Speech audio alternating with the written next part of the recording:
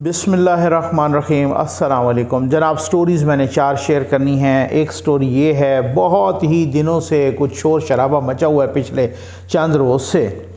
کہ مولانا فضل الرحمان صاحب کا جلسہ ہوا بلوچستان میں، کوئٹہ میں، اور اس جلسے میں سیلاب متاثرین کے جو ٹینٹس تھے وہ استعمال ہوئے ہیں۔ اس کو ڈسکس کریں گے، اور یہ کہا جا رہا ہے، بہت سارے دوست کہہ رہے ہیں، صحافی بھی، کہ اب پی ٹی آئی کو جنرل فیض ٹیک اوور کر رہے ہیں۔ اس پہ بھی بات کریں گے۔ ساتھ کل ہم نے دیکھا کہ آئی جی سندھ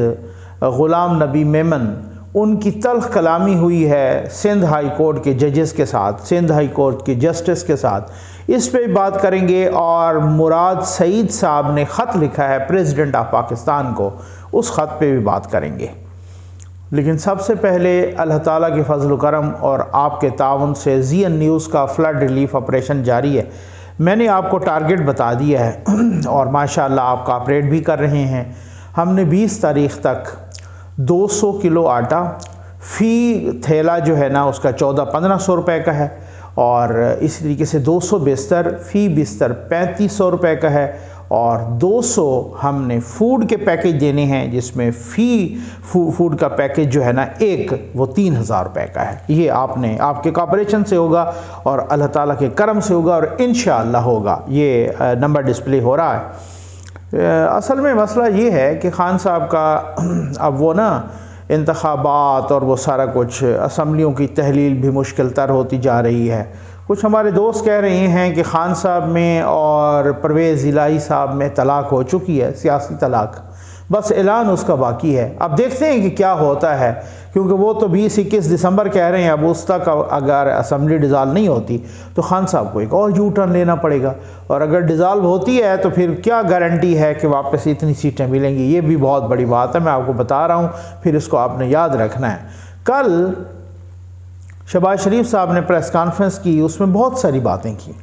اور اس میں ایک بات یہ بھی کی کہ ہم نے اپنی سیاست کو داؤ پہ لگایا معیشت بچانے کے لیے، ریاست بچانے کے لیے۔ تو پھر ہم نے اس لیے تو داؤ پہ نہیں لگایا تھا کہ ہم جلدی الیکشن کروا لیں، اور جس طرح سے خان صاحب کہیں تو ہم ان کی مان کے اسی طرح سے الیکشن۔ میرا خیال ہے بہت ساری چیزیں اسی میں کلیئر ہو گئی ہوں گی آپ کو۔ اب وہ والا میں نے آپ کو کہا تھا نا کہ ایک دفعہ آرمی چیف کی اپائنٹمنٹ ہونے دیں، سارے رولے مک جائیں گے۔ اسی طریقے سے آپ کو نظر آ رہا ہے کہ سارے رولے مک گئے ہیں۔ خان صاحب جتنی ادھم مچا لیں، اصل میں معاملہ یہ ہے کہ خان صاحب کی نااہلیاں بھی 2-3 بالکل نوشتہ دیوار ہیں۔ اب وہ اس میں دیکھیں، آ جائیں جناب، کہ یہ کیا ہے کہ مولانا فضل الرحمان صاحب کا جلسہ تھا ایوب اسٹیڈیم میں، وہاں پر کوئٹہ میں، اور اس جلسے میں خیر ہم نے دیکھا، سب نے دیکھا، باقی کچھ لوگوں نے بھی اس کی ویڈیوز بھی شیئر کیں، اور کچھ لوگوں نے اس کی تصاویر بھی شیئر کیں۔ وہ جو وہاں پر انٹرنیشنل ادارے کے غالباً یونیسیف کے تھے، یا جس کے بھی انہوں نے ٹینٹس دیے تھے، پرووائڈ کیے تھے سیلاب متاثرین کے لیے، خیمے یا کچھ چادریں یا کچھ کناتیں یا اس طرح کی چیزیں، تو وہ ہم نے دیکھا کہ وہ نیچے بچھائی ہوئی تھیں انہوں نے، اور وہ جناب اسٹیڈیم میں،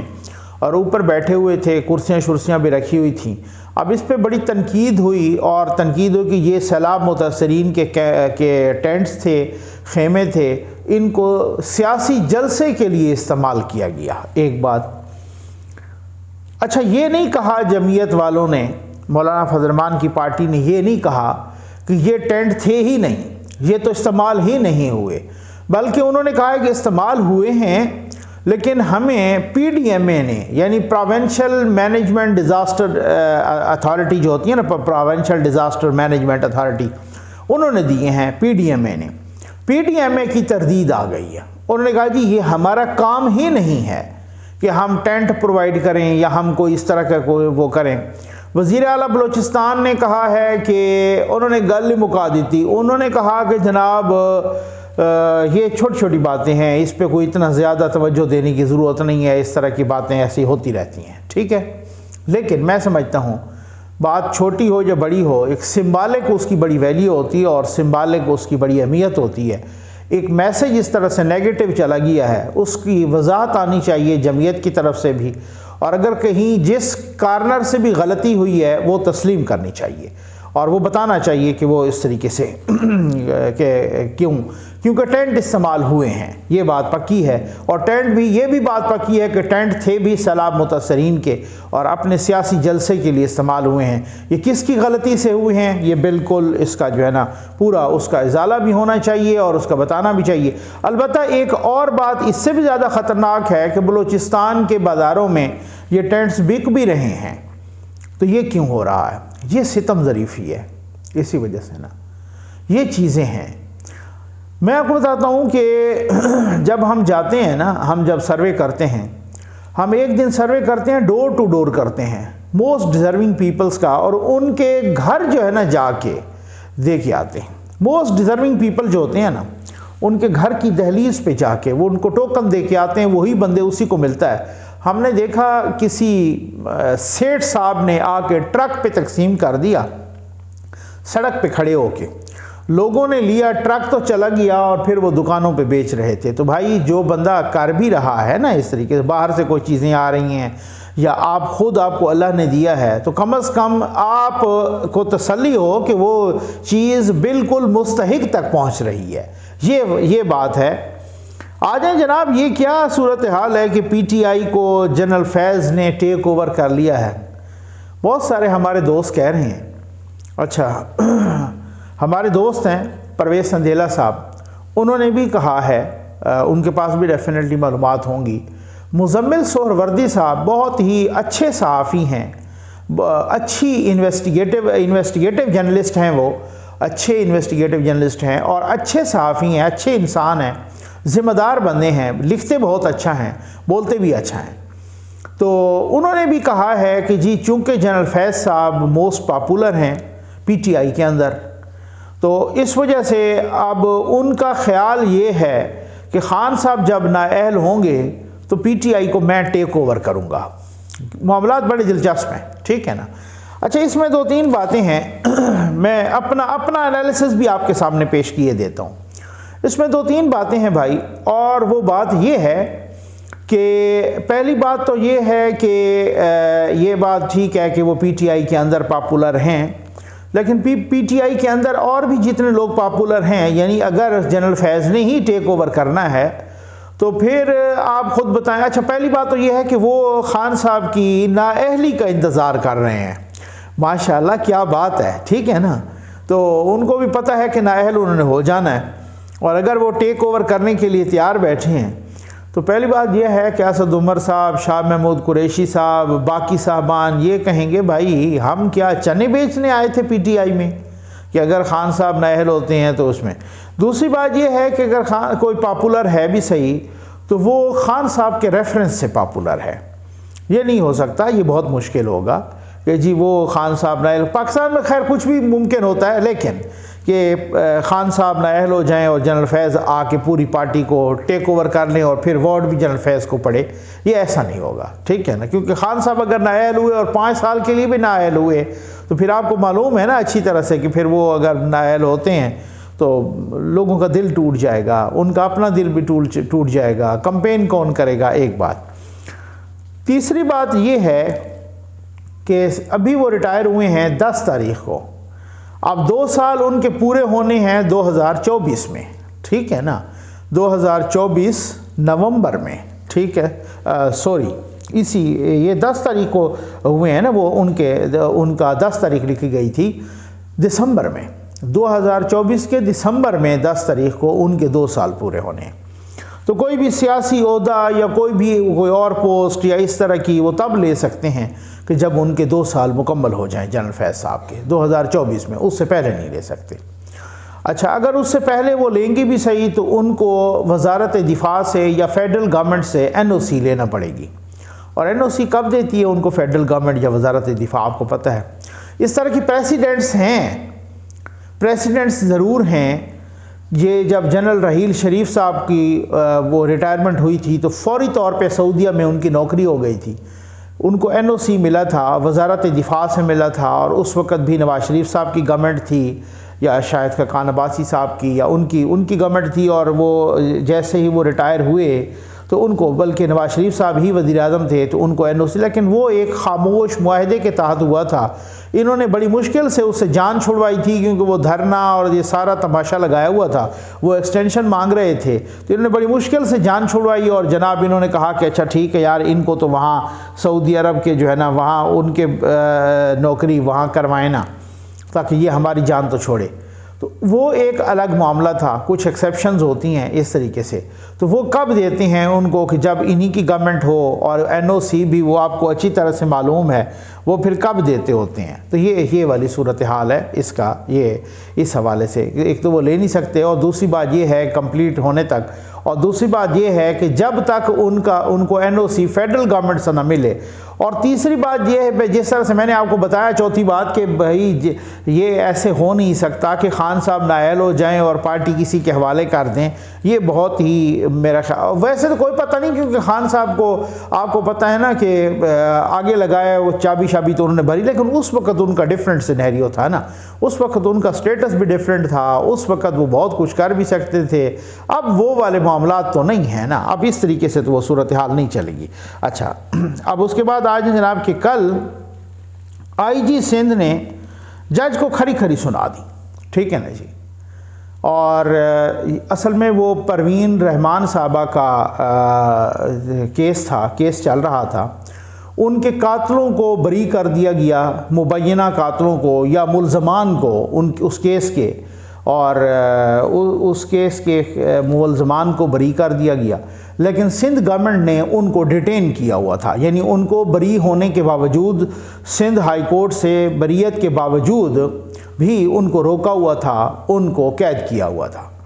دوبارہ وہ چلے گئے، ان میں سے ایک ملزم چلا گیا ہائی کورٹ کی، جی آپ نے ہمیں رہا کیا ہے، سندھ گورنمنٹ ہمیں رہا نہیں کر رہی، تو کورٹ نے ان کو بلا لیا، IG کو بھی، باقی وہ وہاں پر ایڈوکیٹ جنرل بھی تھے، سندھ کے نمائندے وغیرہ سارے، تو ان کو بلا لیا اور ان کو کہا، اور وہ غصہ ہوئے، انہوں نے کہا کہ آپ نے کس قانون کے تحت، کس آئین کے تحت، کون سا رول ہے، آپ مجھے بتائیں کہ آپ نے روکا ہے، کون سی رپورٹ ہے، تو انہوں نے کہا جی ایجنسیوں کی رپورٹ ہے۔ تو اس دوران جو ہے نا IG صاحب میں اور جسٹس کے آغا، کریم خان آغا ٹھیک ہو گیا نا، ان میں تلخ کلامی ہو گئی، اور کے آغا صاحب نے فرمایا کہ جی آپ، اگر میرا خیال ہے آپ اپنی نوکری میں انٹرسٹڈ نہیں ہیں، اور اگر اپنی نوکری میں انٹرسٹڈ آپ نہیں ہیں تو آپ ریزائن کر دیں، آپ استعفیٰ دیں اور چلے جائیں۔ تو IG صاحب نے کہا کہ جی میں کیوں استعفیٰ دوں اور میں کیوں چلا جاؤں، اور میں آپ کی عزت کرتا ہوں، ہم پولیس اگر ڈپارٹمنٹ یا کوئی بھی کورٹ کی عزت کرتے ہیں تو کورٹ کا بھی اسی طرح سے احترام کرنا چاہیے، کورٹ کو بھی ہمارا احترام کرنا چاہیے، ہمارا ریگارڈ کورٹ کو بھی رکھنا چاہیے۔ اور یہاں تک کہہ دیا IG صاحب نے کہ دیکھیں آپ کے سامنے سندھ پولیس کا سربراہ کھڑا ہے، غلام نبی میمن نے یہاں تک کہہ دیا، کوئی SHO آپ کے سامنے نہیں کھڑا۔ خیر یہ بات ان کو نہیں کہنی چاہیے تھی، SHO کی بھی عزت ہوتی ہے، SHO کو بھی اس طرح سے نہیں ہے کہ SHO کو بھی کوئی جج بے عزت کر دے، یہ کوئی بھی ہو۔ مجھے ایک مرتبہ یہاں پر جو اپنے سابق اٹارنی جنرل ابھی معاون خصوصی ہیں، وہ جج بھی رہ چکے ہیں، عرفان قادر صاحب، وہ بتا رہے تھے کہ جی ایک دفعہ میں جج تھا لاہور ہائی کورٹ کا، تو میں وہاں پہ ایک SP صاحب یا غالباً DIG صاحب میری عدالت میں آ گئے، تو میں نے ان کو کہا کہ جی آپ کیوں آئے ہیں، آپ تو بہت مصروف ہوتے ہیں اور آپ کا تو جو ہے نا بہت ہی ایک اہم عہدہ ہے اور اس طریقے سے آپ کی مصروفیت ہوتی ہے، تو آپ کیوں آئے ہیں؟ تو انہوں نے کہا جی مجھے آپ کی کورٹ نے بلایا ہے۔ تو میں نے کہا جی میں نے تو نہیں بلایا آپ کو۔ کہتے نہیں جی آپ کی کورٹ نے بلایا۔ تو جب میں نے رجسٹرار سے یا ڈپٹی رجسٹرار سے ان سے پتہ کیا جو کنسرن لوگ تھے، تو انہوں نے کہا جی ہم نے بلایا ہے۔ تو میں نے سختی سے آرڈر کیا، میں نے کہا آئندہ بالکل نہ بلایا جائے، اور میں نے ان سے کہا کہ جناب بالکل آپ جو ہے نا، میں نے ان کو سلام کر کے واپس کر دیا۔ انہوں نے کہا کہ جی آپ اپنا بالکل جا کے کام کریں، اور یہ اس طریقے سے تو یہ عزت دینی ہوتی ہے بیوروکریسی کو بھی، پولیس کو بھی۔ افتخار چودھری صاحب کے زمانے میں بھی ہم نے دیکھا کہ بہت ہی بے عزت کرتے تھے، یہاں تک کہ وہ سیکٹریز کو بھی جو ہے نا 22 گریڈ کے لوگوں کو یہاں پہ کہتے کہ ادھر آپ دیوار کی طرف منہ کریں اور ہاتھ اوپر کر کے کھڑے ہو جائیں۔ تو اب میرا خیال ہے اس طرح کی جو صورتحال ہوتی ہے نا، ججز کو بھی محتاط ہونا چاہیے، ججز کو بھی محتاط رہنا چاہیے کہ ہر کسی کی عزت نفس ہوتی ہے، اور آئی جی صاحب ایس ایچ او کی بھی اسی طرح سے عزت نفس ہوتی ہے۔ بات آپ نے بالکل ٹھیک کی کہ ہم احترام کرتے ہیں آپ کا، اور کورٹ کو بھی ہمارا احترام کرنا چاہیے، یہ بات بالکل ٹھیک ہے۔ آپ آئی جی ہیں، پورے سندھ کے پولیس ہیں، اور آپ ان کو یہ بھی ٹھیک کہا کہ صرف، لیکن یہ کہنا کہ آپ کے سامنے کوئی ایس ایچ او نہیں کھڑا، آئی جی کھڑا ہے، تو مقصد کہنے کا یہ ہے کہ ایس ایچ او کی بھی اسی طرح کی عزت ہے۔ تو خیر آ جائیں، جناب مراد سعید صاحب نے ایک خط لکھا ہے، ماشاءاللہ، ٹھیک ہے نا، خط لکھا ہے انہوں نے پریزیڈنٹ آف پاکستان کو۔ یہ نیا رواج نکل پڑا ہے، پریزیڈنٹ آف پاکستان پارلیمانی حکومت میں ایک ٹائٹولر ہیڈ ہوتا ہے، ایک نامنل سربراہ ہوتا ہے، اس کے باقی کوئی اختیارات نہیں ہوتے۔ وہ constitutionally president of Pakistan in parliamentary form of government, constitutionally he is bound to act upon the advice of the prime minister. اکثر و بیشتر شیل لکھا ہوتا ہے، شیل مینز کہ آپ پہ جو یہ پرائم منسٹر کا حکم ہے اٹس بائنڈنگ، ٹھیک ہے نا، آپ پر لازم ہے۔ تو اس وجہ سے وہ پریزیڈنٹ کو صاحب خط لکھا انہوں نے جناب، اور خط لکھا اس کے بعد، اور میری جان کو خطرہ ہے، مجھے دھمکیاں مل رہی ہیں، مجھے یہ ہے وہ ہے۔ وہ خط خان صاحب نے ماشاءاللہ ٹویٹ بھی کر دیا، اور خان صاحب نے کہا کہ چیف جسٹس صاحب سو موٹو آپ اس پہ ایکشن لیں، اور ایک خط آپ کو ارشد شریف صاحب نے بھی لکھا تھا۔ پھر آپ دیکھیں وہ دیر کہیں ایسا نہ ہو کہ دیر ہو جائے، انہوں نے نا اودھم مچانا ہوتا ہے۔ پریزیڈنٹ کو خط لکھنے کی تب کیا بنتی ہے؟ پریزیڈنٹ کے پاس کون سی پولیس ہے، اور پریزیڈنٹ کے پاس کون سی، صرف ان کا ایک کانسٹیٹیوشنل عہدہ ہے۔ آپ نے اس کانسٹیٹیوشنل عہدے کو بھی یوتھیا بنا کے رکھ دیا ہے، اس کانسٹیٹیوشنل فگر کو بھی آپ نے یوتھیا اور عمرانڈو بنا کے رکھ دیا ہے۔ کہ ایک ہم نے یہ دیکھا کہ جب آصف علی زرداری صاحب کوئی پارٹی کے یہاں پہ بلا لیتے تھے اجلاس پریزیڈنٹ ہاؤس میں، یا کوئی باتیں ہوتی تھی یا کوئی سیاست کرتے تھے، تو اس وقت جناب کورٹ نے کہا کہ نہیں، یہ نہیں کر سکتے، کیونکہ پریزیڈنٹ کا عہدہ کانسٹیٹیوشنل عہدہ ہے، تو آپ اپنا پارٹی کے حساب سے آپ وہ نہیں رکھ سکتے، اور یہاں پہ اجلاس نہیں بلائے جا سکتے، سیاسی سرگرمیاں نہیں کی جا سکتی۔ اور ایک یہ صاحب ہیں کہ کبھی میرا خیال ہے پچھلے 6 مہینوں میں 70 مرتبہ جا کے عمران خان کو مل رہے۔ بھائی آپ کا ایک آئینی عہدہ ہے، کانسٹیٹیوشنل آپ فگر ہیں، اس وقت آپ صدر مملکت ہیں، آپ سپریم کمانڈر ہیں افواج پاکستان کے، عمران خان نو ڈاؤٹ آپ کی پارٹی کا لیڈر ہے، اسے تک کیا بنتی ہے کہ آپ کبھی زمان پارک میں بیٹھے ہیں تو کبھی بنی گالا میں بیٹھے ہیں، کبھی رات کے 2 بجے بیٹھے ہیں تو کبھی دن کے 10 بجے بیٹھے ہیں، آپ نے تو یوتھیا کا کردار ادا کیا۔ تو اس یوتھیا ٹائپ پریزیڈنٹ کو میں معذرت کے ساتھ کہوں گا، یہ لکھنے کا خط لکھنے کی لاجک کیا ہے؟ اچھا میں بڑا حیران ہوں کہ جب وہاں پہ سے سو موٹو لیا جاتا ہے تو پھر کیا کیا جاتا ہے؟ وہاں پہ جب سو موٹو لیتے ہیں جناب، تو پھر اس کے بعد کہتے ہیں کہ جی ہمیں تو اب انصاف نہیں ملے گا۔ ارشد شریف صاحب کے کیس میں سو موٹو لے لیا، سب کہہ رہے ہیں اس حکومت کے ہوتے ہوئے ہمیں انصاف نہیں ملے گا، تو پھر اگر وہ اس کا بھی سو موٹو لے لیں تو حکومت تو یہی ہے، ان کی ہے، پھر آپ کو کیسے انصاف ملے گا؟ پہلے آپ نے خط لکھ دیا پریزیڈنٹ اپنا چیف جسٹس آف پاکستان کو، ایک خط نہیں بلکہ ہزاروں لاکھوں خطوط آ گئے، یہاں تک کہ لوگ کہہ رہے تھے کہ ججز کی جو عام روٹین والی ڈاک ہوتی ہے وہ ڈسٹرب ہونے لگی، آپ نے اتنے خط بھیجے۔ اور جب انہوں نے سو موٹو لیا تو پھر وہ جویریہ صدیق صاحبہ بھی کہہ رہی تھی اور باقی لوگ بھی، ان سے انصاف کی توقع نہیں ہے اس حکومت سے۔ تو بھائی پھر سو موٹو تو چیف جسٹس نے ہی لینا ہے نا، تو پھر آپ نے کہا تھا کہ سو موٹو لیں، اور انہوں نے سو موٹو لے لیا، اور جب وہ انہوں نے از خود نوٹس لے لیا تو پھر اس کے بعد آپ کو بھئی دوسرے مسئلے پہ کھڑے ہو گئے جناب اس حکومت کے ساتھ، تو پھر کوئی ایک سائڈ پہ تو رکیں۔ امید ہے آپ کو ویڈیو پسند آئی ہوگی، آپ کا بہت بہت شکریہ۔